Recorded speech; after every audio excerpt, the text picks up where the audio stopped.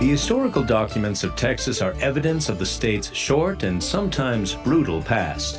In 1836, Santa Anna was being held captive by the temporary Texan government and signed two treaties called the Treaties of Velasco.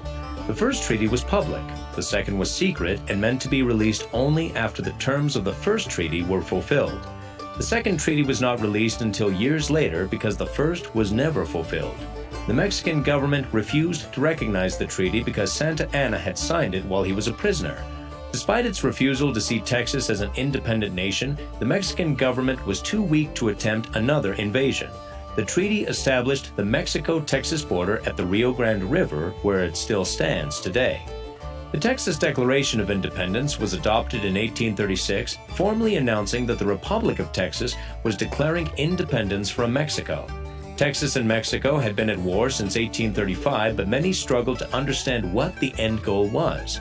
Taking a page from the American Revolution, the interim government, which was filled with young men from the war party, voted on the document declaring that the purpose of the war was independence. Texas has been separate from Mexico ever since. The current Constitution of Texas was adopted in 1876. Like all state constitutions, it outlines the governing of Texas and is unique to its state.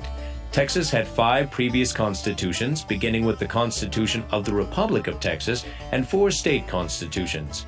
It's one of the longest state constitutions in the Union.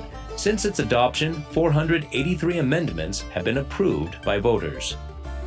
The Musbach-Comanche Treaty was the only treaty in United States history made between 2 private parties that was then recognized by the United States government. A large area of land was sold to the Adelsverein, who intended the land he used for German settlers. Unfortunately, the area selected for settlement was part of the Panateca-Comanche hunting ground. When John O. Musbach took charge of the German settlers' affairs, he was able to negotiate a treaty with Chiefs Buffalo Hump, Santa Anna, and Old Owl.